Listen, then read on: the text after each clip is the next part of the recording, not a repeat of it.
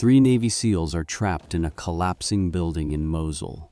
A sniper is watching every approach. 2 soldiers already tried to reach them. 2 soldiers are down. Nobody knows where the shooter is. No drone, no sniper team, no technology. Just one cavalry scout with 4 notebooks full of dust patterns, bird movements, and morning shadows she's been tracking for 4 days. Her commanding officer calls it guessing. She calls it reading sign. Her grandfather taught her in a Michigan forest when she was 7 years old. She's about to use it on a medieval stone city in Iraq.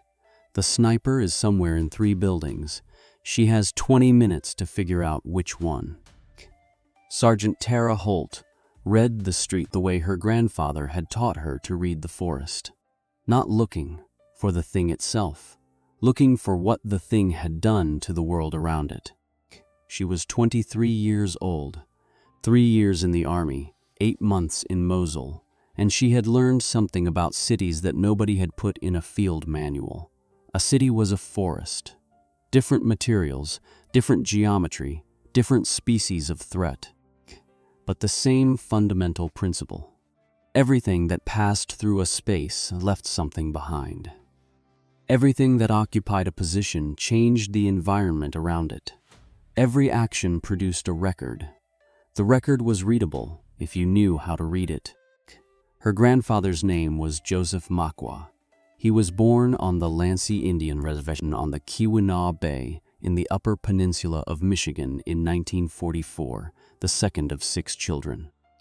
He hunted the forests of the Upper Peninsula his entire adult life, not as recreation, but as provision, in the tradition of the Ojibwe people who had lived in that specific intersection of forest and lake for thousands of years, and who had developed, over those thousands of years, a comprehensive system of environmental knowledge that no outsider training manual could approximate. He was a quiet man, not shy. Quiet in the specific way of someone who learned that most of the important information in the world was not transmitted through speech. He worked as a mechanic at the reservation's community shop during the week, and hunted on weekends from October through December. And in the summers he fished the lake, and he taught Tara to do both beginning when she was 6 years old. The summer her mother brought her north for the first extended visit. The grandfather looked at the granddaughter for a long time and said in his direct way, "I have things to teach you." She said yes. She was 6. She did not fully understand yet what yes meant in that context. She understood it now. The first thing he taught her was to stop moving. This was the foundational skill, the one that everything else rested on, and it was the hardest to learn because it ran counter to the impulse that most people had in unfamiliar environments, which was to keep moving until something resolved. He took her into the forest east of the reservation on a September morning when she was 7 years old, found a place where a deer trail ran through a stand of second-growth birch and maple, and told her to sit down and be still.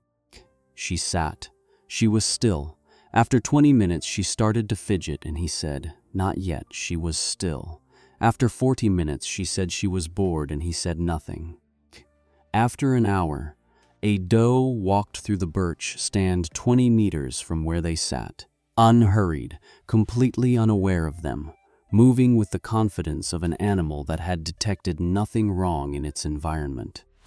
Her grandfather said quietly, after the doe passed, "What did you?" She said, "A deer." He said, "What else?" She thought about it. She said, "I saw how she moved. She wasn't scared. She was just walking." He said, "Yes. She wasn't scared because we didn't scare her. She walked her trail because the trail was still the trail." He paused. "Do you understand what that tells you?" She said, "It tells me she was here before we sat down, and we didn't change the trail." He nodded. He said, "The environment remembers. Everything that moves through it leaves something. If you learn to read what is left, you know what has moved through." She thought about this for a long time. When she was 12, she misread a deer trail and led them in the wrong direction for 2 hours before he stopped and showed her, quietly, where she had gone wrong. She said, "I should have been right. I did everything you taught me." He said, "What did you not do?" She thought about it. She said, I didn't go back to the baseline. I started with a conclusion and read the sign to confirm it instead of reading the sign to find the conclusion." He nodded. He said, "That's the failure every time. Not the sign, not the reading. The order. You read the sign first, you draw the conclusion after. Never the other way around." She spent 9 years practicing this. There was a second lesson when she was 14. He took her to a section of the forest where a logging operation had cleared several acres 3 years before. The second-growth birch and aspen had come in dense and uniform, and the deer had shifted their patterns to accommodate the change in cover. The old trails were still visible but no longer primary. New trails had formed. She tried to read the new trails and got confused. He watched her work for 20 minutes. Then he said, "Stop. What did the forest look like 3 years ago?" She said, "More cover, bigger trees. The trails would have been different." He said, "Yes, the trails you're reading now were made by animals responding to a change. They don't make sense by themselves. They only make sense in relation to what they're responding to." He looked at her. When you don't understand the sign, ask, "What changed?" The sign is always a response to something. Find the something and the sign becomes readable. What changed? She applied this in Mosul from the first week. Every morning, before beginning the day's observations, she asked, "What changed since yesterday? What is the environment responding to that it was not responding to before?" The answers were almost always small. A door that had been open was now closed. A stretch of wall that had been dusty yesterday was scuffed today. A cooking fire had moved. Small changes. Responses to pressure. The environment always told you what had been applied to it. The specific thing she had to learn in the city that the forest had not fully prepared her for was the density of information. In the forest, a trail through the Upper Peninsula's second-growth timber had maybe a dozen relevant data points per 100 meters. A city had thousands. Every footprint in every alley, every scratch on every wall, every burn mark from cooking fires, every piece of trash that had been moved and not moved again. All of it was data. All of it was sign. She had to learn, in the first weeks of the deployment, to do what her grandfather had taught her about the logging-cleared section of forest. Find the baseline first, identify the change, then read what the change was responding to. Most of the city's signs were irrelevant to her specific mission. Most of the deer's signs in the forest were also irrelevant on any given day. The skill was not in reading everything. It was in reading quickly enough to identify the specific deviations that mattered. By the time she was 15, she could estimate how long ago a trail had been made from the quality of compressed grass and the weather that had acted on it. By the time she was 17, the year her grandfather died of pancreatic cancer in the hospital in Baraga, she could enter a forest and within 15 minutes build a working model of what had moved through it in the previous 24 hours: deer, coyote, raccoon, human, direction, approximate time, probable purpose. In Mosul, by the end of her 3rd month, she could enter a block and within 20 minutes develop a working model of the human activity that had occurred in it in the previous 12 hours.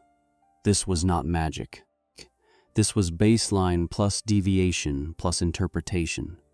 It was what her grandfather had spent 11 years teaching her, in a language that the army did not have a name for. The specific knowledge he gave her was not mystical. It was empirical. It was built from principles, and the principles were consistent and transferable.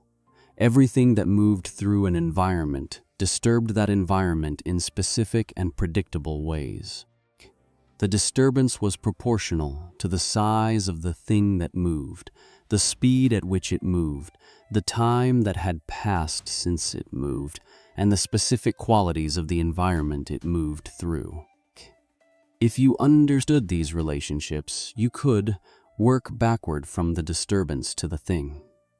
If you had been watching the environment long enough to know what the undisturbed baseline looked like, you could detect disturbances that would be invisible to someone who had not been watching. This was tracking, not intuition, not mysticism, applied environmental analysis. She thought about this on her first day in Mosul, standing in an alley in the Western District, looking at the compressed stone and mortar walls and the dust that lay over everything and the specific patterns of foot traffic in that dust. She thought, same principles, different medium. She had started the notebooks that day. She joined the army at 18, 8 months after the funeral, partly because of grief, which she did not examine directly, but which was present as a weight that required focused action to carry.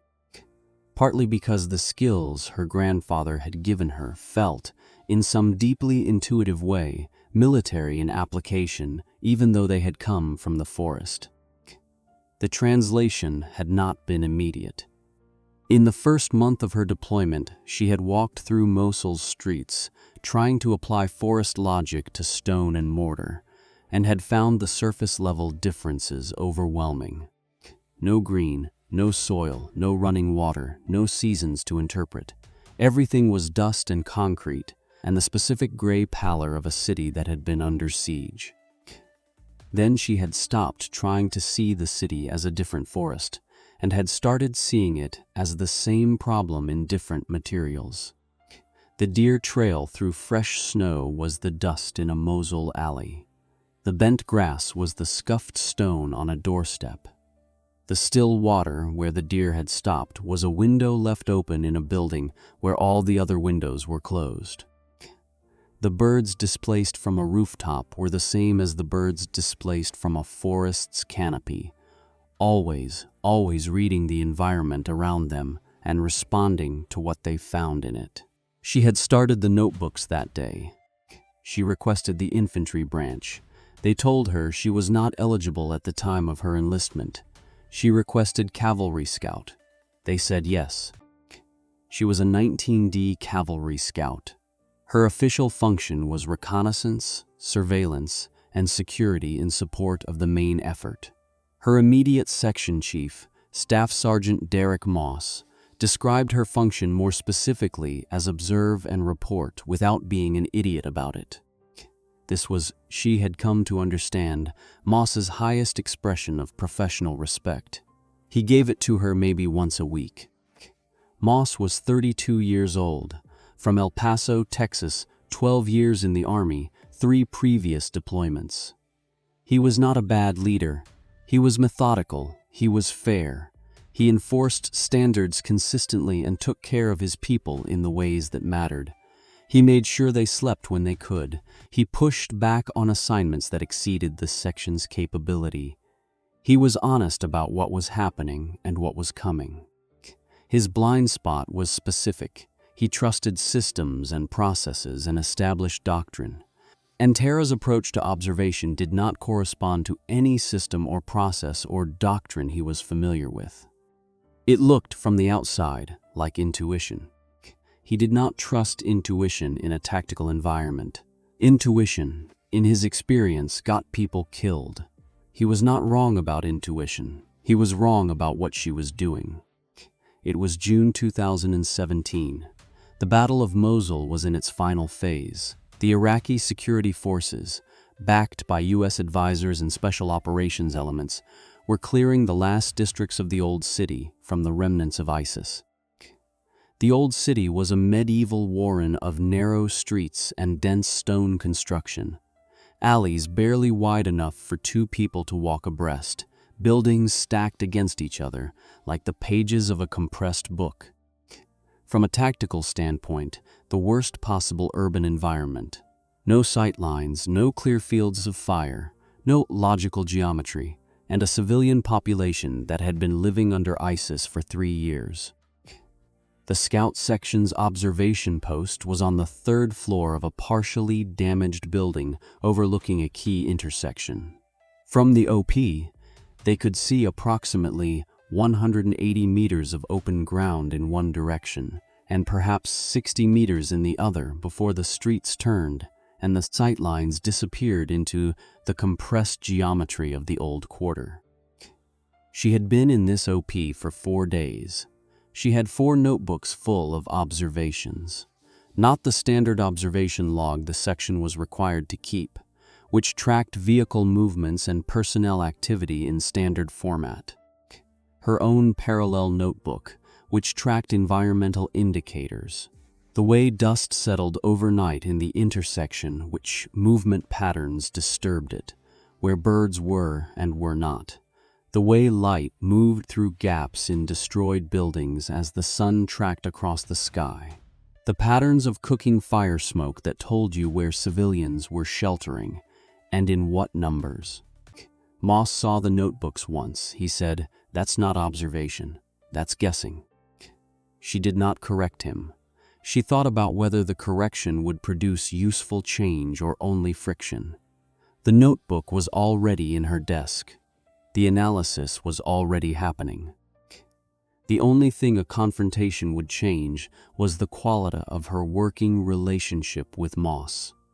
She decided the notebooks were more important than the argument. The disputes came in 3 distinct rounds. The first came 3 weeks into the deployment. She spent 2 hours mapping civilian approach patterns in a specific market area and produced a sketch identifying movement windows with lower civilian density. She brought it to Moss. He looked at it for 30 seconds. "You can't predict how civilians will move in a market. That's not how this works." "I'm not predicting," she said. "I'm analyzing historical patterns. It's not the same thing." He looked at her with the patience of someone being very careful not to say something he would regret. In this environment, analysis and prediction are the same mistake. If we act on your analysis and it's wrong, someone gets hurt. If we act on confirmed intelligence and it's wrong, at least we know where we failed. Every confirmed intelligence product began as unconfirmed analysis. That's above my pay grade. He meant it literally, not as a dismissal. When the methodologists in the intelligence community certify your approach, I'll use it. Until then, stick to reportable observations. She filed the sketch in her notebook. She continued doing the analysis. The second dispute came a month later. She brought a 4-element assessment to Moss, identifying a specific building as a probable ISIS observation post, and recommended requesting a follow-on element to clear it. She had taken the time to write up the 4 elements in the section's standard reporting format, annotating each element with its observational basis and its relationship to the others. He read it. He took more time with it than she expected. She watched him go through each element, and she could see him working through the logic, following the chain from evidence to interpretation. He was a methodical man. The logic was not inaccessible to him. He put it down. He shook his head. Probable is not reportable. Confirmed is reportable. Confirmed takes more time than we have if they move before we clear it. Then we report what we can confirm and request ISR to develop the target. He paused. That's the process, Holt. The process exists so people don't get killed because one analyst decided they were confident enough to skip the confirmation step. She thought about what he said.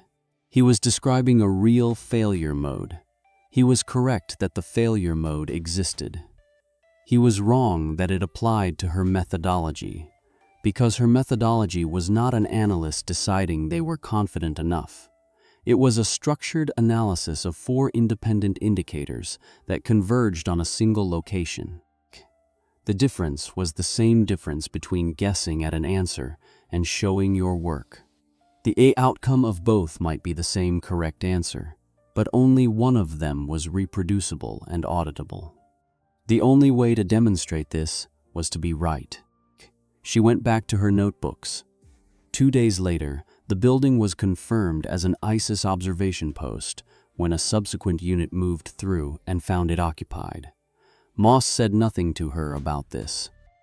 The third time came 6 weeks ago, when she asked whether she could implement a broader environmental baseline analysis for the section's entire area of operations. "We observe and report what's in front of us," Moss said. "We don't run research projects." "Yes, Sergeant." She went back to her notebooks. She had not stopped analyzing. She had just stopped presenting it as analysis. She was good at her job. She was going to do her job. The morning of the day everything happened, she had been in the OP since Oro 400. The night had been quiet in the specific way of nights in the old city that followed significant daytime activity. A quiet that was earned, not given, with a different quality from the quiet of a genuinely inactive area.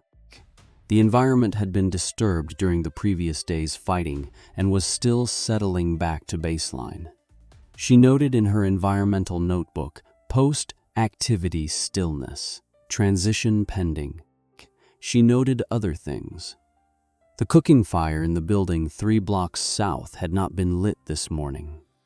Over the 4 days, it had been lit at Aro 500 local, every morning, by civilians sheltering in the basement who prepared food in the early dark before the active fighting hours began. This morning, no fire, no smoke. The civilians had either moved or were not cooking.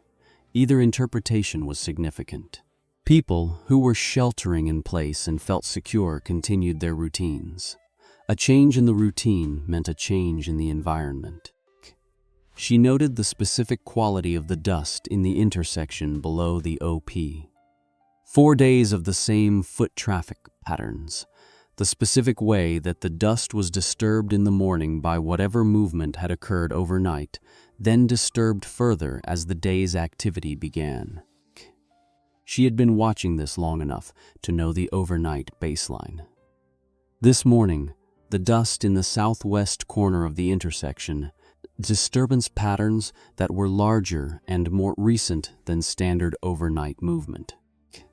Something heavier than a cat or a dog had moved through the southwest corner in the last 3 or 4 hours. She noted all of this. She did not know yet what it meant. The baseline was the point. You built the baseline so that when something mattered, you had the comparison. She did not know what the transition was going to be. She knew there was going to be one. At a 717, a Task Force Archer element, a 4-person SEAL team operating in advance of the main Iraqi security forces line, entered the grid square 3 blocks northeast of the OP. She tracked them through her scope, 4 figures in the distinctive configuration of the task force, moving by bounds along the eastern wall of a narrow street, pursuing a specific objective.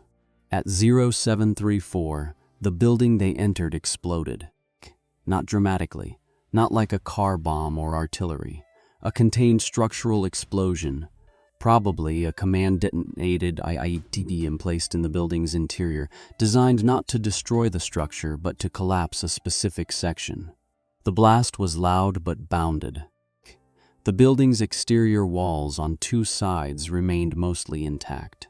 The interior floors of approximately the rear 2/3 dropped, taking the roof with them. She tracked the blast. She watched the dust cloud expand and settle, and watched the front section of the building, still standing, and waited.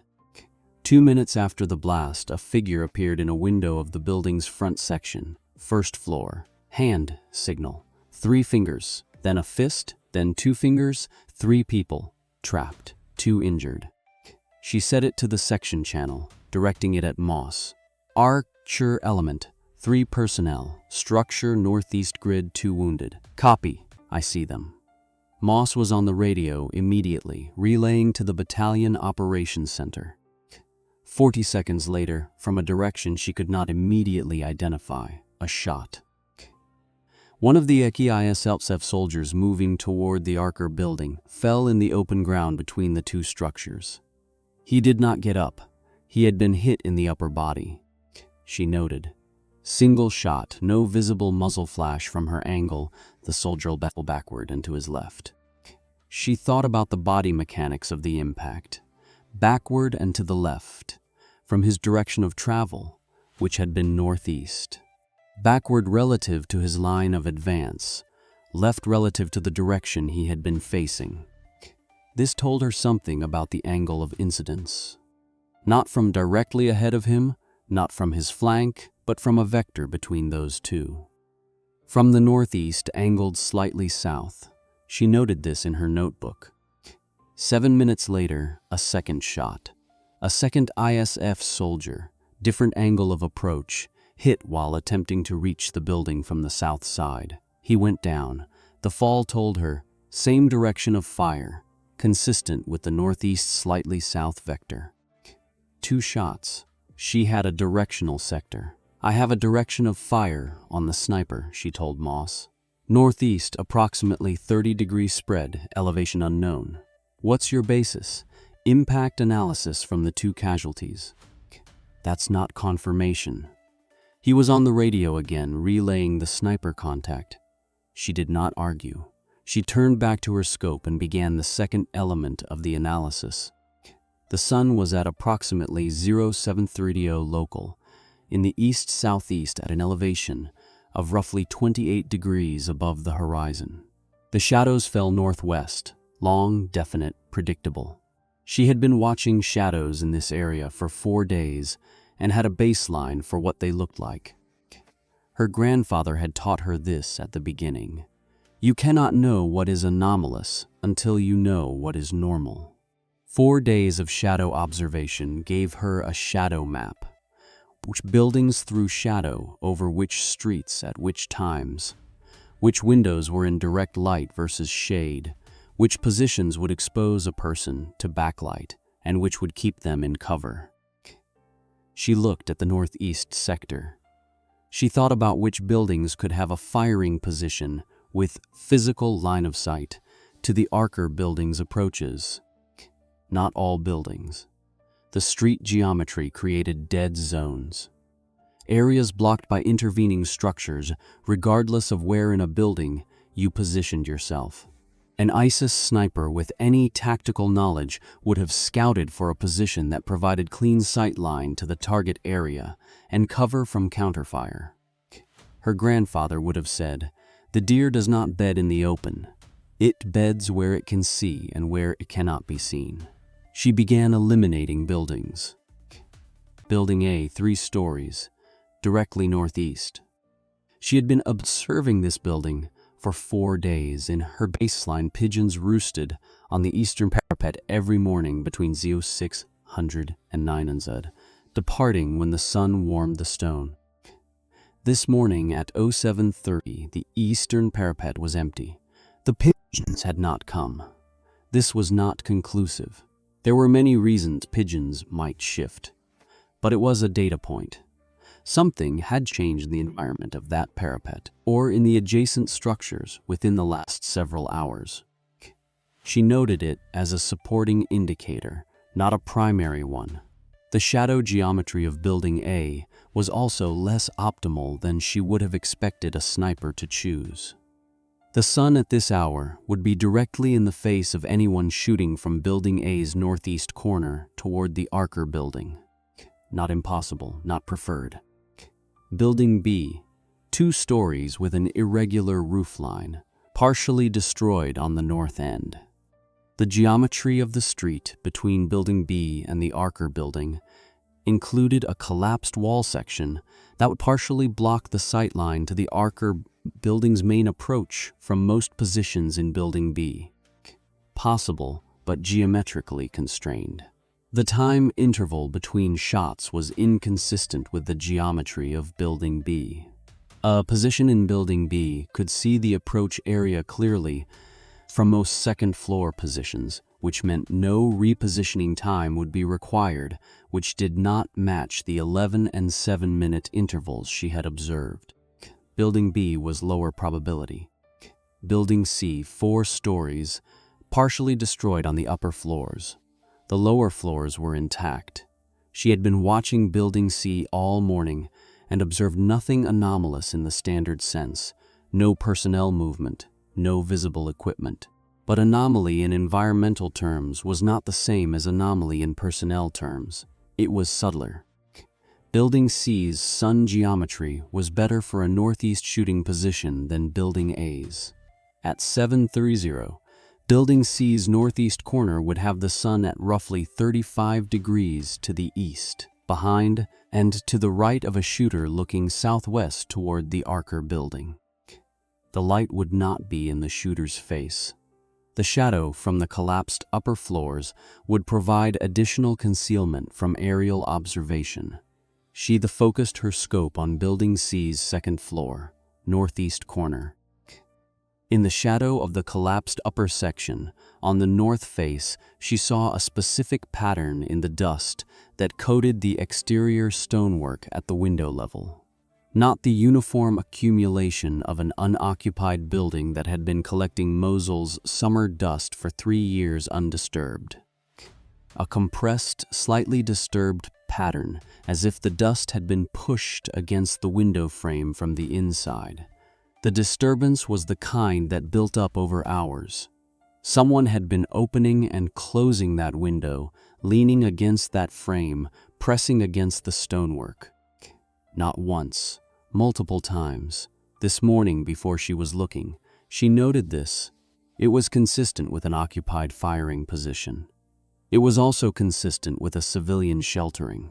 Sign required interpretation. Then she thought about the time between the shots. 11 minutes between the first shot and the first ISF approach. 7 minutes between the second ISF approach attempt and the second shot. The intervals were not random. They were consistent with a position that had a limited sight line. The sniper could not see the full approach area, only a specific window of it, and had to wait until a target entered that window before he could engage. Her grandfather's voice.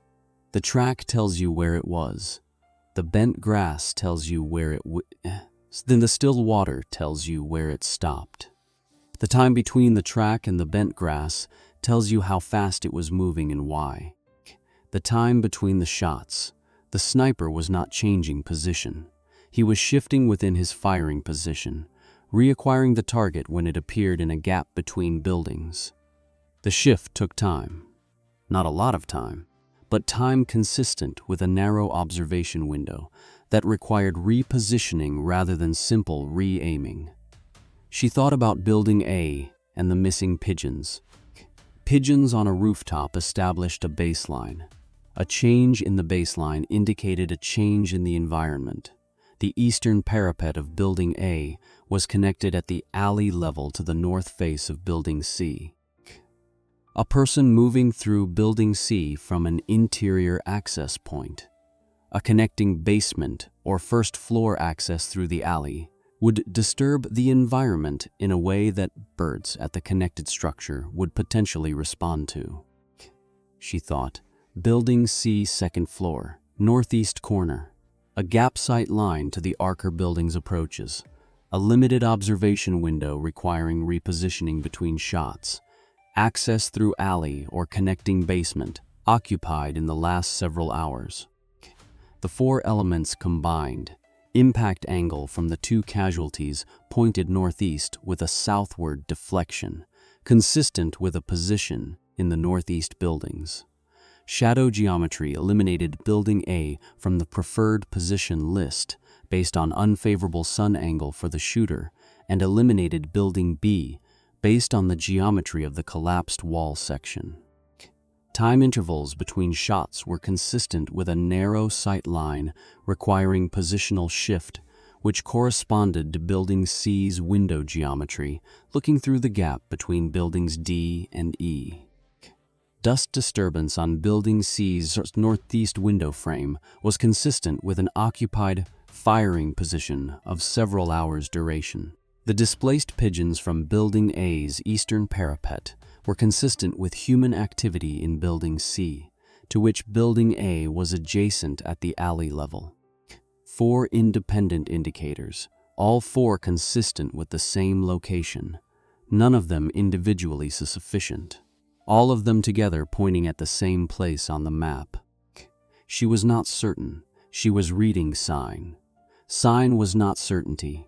Sign was probability, shaped by evidence, filtered through knowledge of the environment. Her grandfather had never told her that reading sign gave you certainty. He had told her that reading sign gave you the best available interpretation of what the evidence actually said, which was different from what you expected it to say or what you wanted it to say. She had a high probability position. Moss. She kept her voice flat. I have a probable position on the sniper. What's the basis? Impact angle from the two casualties. Shadow geometry from the sun position. Time intervals between shots. Dust disturbance on building C, second floor, northeast corner. Bird displacement from building A's eastern parapet. He was quiet for a moment. Holt. That's analysis from. I know what it's from. She said it without hostility. I know it's not confirmed tactical intelligence. The SEALs have maybe 3 hours before that structure fails. We can't get a drone. We can't get a sniper. She paused. I'm not asking to shoot. I'm asking to use the position I've identified to find the approach route the sniper can't see. What do you mean? If the sniper is in building C, northeast corner, second floor, with a limited sight line to the gap between buildings D and E, then there's a section of the Archer building's approach that is not in that sight line. The west face along the street from the south. If his observation window is northeast, the west approach is in his dead zone. Moss said nothing for 3 seconds. She pulled out the notebook, her notebook, not the official log. She had a sketch of the building layout, the sight lines she had mapped over 4 days, the dead zones she had identified in routine analysis without knowing they would matter this morning. She showed him the sketch. The sketch was detailed in a way the official log was not. She had drawn sight lines from the probable firing positions she identified on each of her 4 days in the OP, not just building C, but all of them, building by building. The dead zones emerged from the intersections of the sight lines, areas that fell below the observation threshold of every probable position simultaneously. Those dead zones were determined by building geometry, not by her assessment of any individual sniper's intentions. He looked at the sketch for a long time. He ran his finger along the route, south along the building wall opposite, staying in wall contact, approaching the Archer building's south face. How confident are you? I'm confident in the position. I'm confident in the sightline geometry. The dead zone on the west approach is based on building geometry, which is confirmed. She paused. If I'm wrong about the position, the dead zone is still there. Using the dead zone is correct regardless. Moss looked at the sketch again. He looked at the window of the building where the SEAL team was pinned. He looked at the time, 0814. He said, all right, walk me through it. She walked him through the route, south along the building wall, opposite the Archer building, moving in close contact with the wall, approaching the Archer building's south face from a vector that stayed inside the dead zone of Building C's northeast corner window for the entire approach. The dead zone was not a guess. It was a geometric fact derived from the building layout. If the sniper was in Building C's northeast corner at the second floor, his sight line to the Archer building's approach was governed by the buildings in between. The gap between buildings D and E was the only opening. Everything to the west of that gap, a corridor approximately 40 meters wide, running north-south along the Archer building's west face, was physically invisible from Building C's northeast corner. Not probably invisible, geometrically invisible. The buildings were in the way. She had known this for 3 days. She had mapped it as a dead zone in her routine analysis without knowing it would matter. She had noted it because the dead zones were as important as the sight lines. They were the spaces where movement was unobserved And in Mosul in June 2017, unobserved movement was survival. It was not a safe route. No route in the old city in June 2017 was safe, but it was the safest available route given the information she had. If you're wrong about the building, Moss said, then they could get shot from a position I haven't identified. There may be a second sniper I haven't accounted for. She held his gaze. I can't read what I can't see.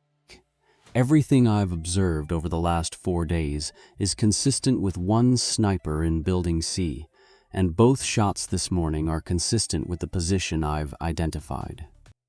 Moss looked at the sketch one more time. We go with your west approach.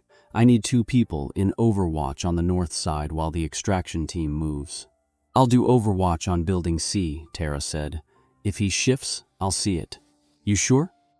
The window where he's positioned has a specific orientation. When he shifts within it, the light changes in the gap between buildings D and E. I can see that from here.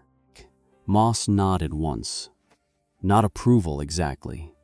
The specific movement of a man who had decided to commit to a course of action he was not fully comfortable with, and who was being honest about that discomfort without letting it stop the action. Go, he said. The extraction was 4 people, Moss, the corporal, and 2 of the senior specialists. They moved the way soldiers moved in a sniper's environment when they had a plan and were executing it with discipline. Each movement deliberate, each position held long enough to confirm before advancing. The wall contact maintained at every step. She was in the OP, scope on the gap between buildings D and E, looking for the specific light change that would indicate the sniper repositioning. The gap was narrow, perhaps 2 meters of visible airspace between the building's facades, and the light through it was the particular bright white of a Mosul morning in June, slightly hazy, the dust always in the air catching the light and diffusing it. She was looking for a change in that light, a shadow interrupting it, a movement behind the gap. She breathed slowly. Her grandfather had taught her the same thing. The deer sees movement before it sees shape. You are more invisible when you are slow than when you are still. The extraction team moved south along the west wall, 40 meters, 60. The street was empty, no shot, 80 meters. The team rounded the corner to the south face of the Archer building. Still no shot. She watched the gap between buildings D and E. The light was steady. The sniper had not shifted. At 0827, the first SEAL emerged from the Archer building's south entrance. Mobile. Moving with assistance but mobile, one hand on the wall for support. Then the second, also mobile, one arm held across his chest at an awkward angle that told her the shoulder was damaged. Then a 6-minute gap. 6 minutes during which Fike kept the scope on the gap and watched the light and breathed, and did not allow herself to think about what 6 minutes meant structurally in a building that had already had its main floor section drop. The light in the gap was steady. Then the third SEAL carried on a 2-person carry by Moss and the corporal, unconscious or close to it, equipment still on. The weight visible in how both men's posture adapted to the load. They moved back along the south route, west wall, the same way they had come. She tracked them peripherally. She kept the gap in focus. The light was steady. She watched until Moss said, "Back in," and she knew they were inside the OP's perimeter. No shot. At 0839, they were back in the OP. Moss was on the radio for 3 minutes, relaying status, coordinating medical, doing the dozen administrative things that had to happen when an element with casualties came in. She watched the 3 SEALs through the OP's interior doorway. 2 sitting, equipment off, a medic working on the shoulder wound. The third still unconscious, laid on a stretcher, the corporal monitoring his breathing. All 3 alive, all 3 inside. When Moss was done with the radio, he turned to her. "The position you identified." "Yes. I'm going to need a precise grid for it, for the follow-on sniper team." She gave him the grid. She had calculated it during the extraction. "How did you build this?" he said. "What you showed me on the sketch." Environmental analysis, 4 elements, impact angle, shadow geometry, time interval, dust disturbance. They're not independent. Each one constrains the others. The position that satisfies all 4 is the most probable position. You've been doing this every day. Yes. In the notebooks. Yes. He was quiet for a moment. I told you that wasn't analysis, that it was guessing. She said nothing. I was wrong about that. She said nothing still. She was not going to say it was all right. It was not all right. It had been wrong for 6 months and 3 formal disputes, and the loss of a confirmed ISIS OP that had been in her notebook for 2 days before it was confirmed by other means. It had been wrong in ways that the Army's formal processes would not track and that her server's record would not reflect, because the record only captured what was submitted through proper channels, and what she had submitted through proper channels was the minimum she could submit while still doing the job she had come here to do. He was right to correct himself. That was worth something. I was wrong about the methodology, he said. I was not wrong about the confirmation requirement. He paused. Both things are true. I need you to understand that. I understand that, she said. The next time you have something at this level, you come to me earlier, before you have the full picture. You bring me the partial analysis, and we figure out how to get it to a confirmation standard. She looked at him. Yes, Sergeant.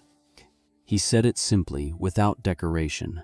I want you to write up the methodology, what you did today, the 4 elements, how you combined them, how you derived the dead zone. It's not in any field manual. It needs to be. She thought about her grandfather. She thought about the forest east of the reservation. The September morning when she was 7, the doe walking through the birch stand 20 meters from where they sat. She thought about what he had said. The environment remembers. Everything that moves through it leaves something. It's tracking methodology, she said, applied to an urban environment. The principles are the same as wilderness tracking. The medium is different. What are the principles? Everything leaves sign. Sign is evidence of passage. Evidence of passage, analyzed against the environmental baseline, produces probability assessments of what has moved through, in what direction, at what time, with what purpose. She paused. The accuracy of the assessment depends on the quality of the baseline. You can't read anomaly without knowing what normal looks like. 4 days in the notebooks. 4 days building the baseline. Write it up, all of it. The baseline methodology, the 4-element analysis, the dead zone derivation. I want it in the after-action report. Yes, Sergeant. The follow-on sniper team, using the grid she provided, confirmed the Building C position and neutralized it at 0914. She did not observe this directly. She was writing up the methodology in her notebook. The after-action report went up the chain. The senior officer who reviewed it initially wrote the attribution generically. Coordinated defilade approach based on tactical analysis.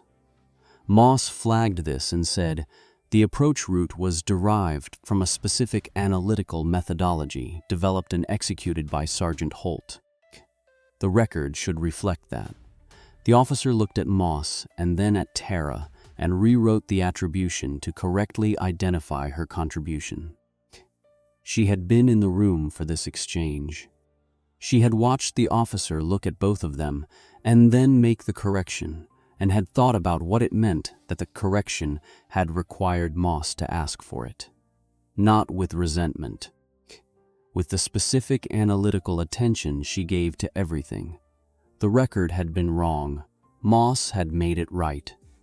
Both of those things were now part of the record, and the record was how the institution learned. It was a factual correction to a document that would be read by a limited number of people. But factual corrections to the record mattered. They mattered because the record was how the institution learned. If the record attributed the correct finding to the correct person using the correct methodology, the institution could replicate the finding. If the record was generic, the finding was lost. The section chief of the battalion's scout platoon, reading Tara's written methodology, attached a note to the report. Recommend development of formal doctrine for environmental baseline analysis in urban terrain. The note went to the battalion S3, who forwarded it to the brigade S3 with the same recommendation. She did not know this had happened for 3 weeks. When Moss told her, he said it simply, without decoration, the way he said most things. He said, "Your methodology write-up has been forwarded to brigade. There's a recommendation for doctrine development." She said, "I know." He said, "You don't know yet." She said, "I know it needs to be in the doctrine." He looked at her for a moment. He said, "Yeah, it does." She sat with this information for a long time. Not with satisfaction exactly, with the specific quiet of someone who has done what needed doing with what they had. The methodology her grandfather had given her, the specific system of knowledge that the Ojibwe people had developed over thousands of years of reading specific environments.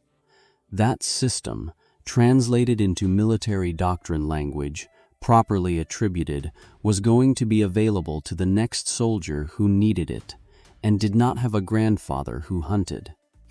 She thought about what the methodology actually was. At its core, beneath the 4 elements and the analytical framework and the clinical language she would write it up in. It was this: pay attention to what the environment tells you, not just to what you expect it to tell you. Build the baseline before you need the anomaly. Read the sign first and draw the conclusion after, never the other way around.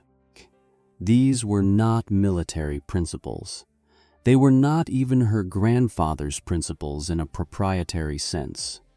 They were the principles of people who had been reading environments for thousands of years and had distilled from that reading a system that worked. She was the person who had brought them here, to this specific city, in this specific war, in this specific moment, when they had been the only tool available and they had been sufficient. She would describe it in the clinical language of military doctrine because that was the language that allowed it to travel through the institution. But she would know where it came from. She wrote this in her notebook, on the last page of the 4th volume, the night after the after-action report was finalized. Not for any audience. She wrote it because her grandfather had taught her to keep a record, and the record was where the knowledge lived after the person who held it was gone. He had understood this in the last week of his life when she sat beside him in the hospital in Baraga, and he was conscious, and they had the time for things that needed saying. He had asked her to describe what she had been learning. Not in the army. He knew she was in the army. He asked what she had been learning. She told him about the notebooks. She told him about the dust and the birds and the shadow geometry of buildings. She told him about the way she had taken what he had given her in the forest and found it present, unchanged in principle, in the streets of cities she had never imagined when they sat together in the birch stand. He had listened the way he always listened, completely, without rushing to respond. When she finished, he said, "I knew it would go with you to places I couldn't see." He paused. "That's why I gave it to you." She had said yes. He had looked at her directly and said, not dramatically, just observationally, in the way he said most things, "You have what I gave you. It will take you to places I never went. Read the sign wherever you are." She had said yes. She had meant it then. She meant it now.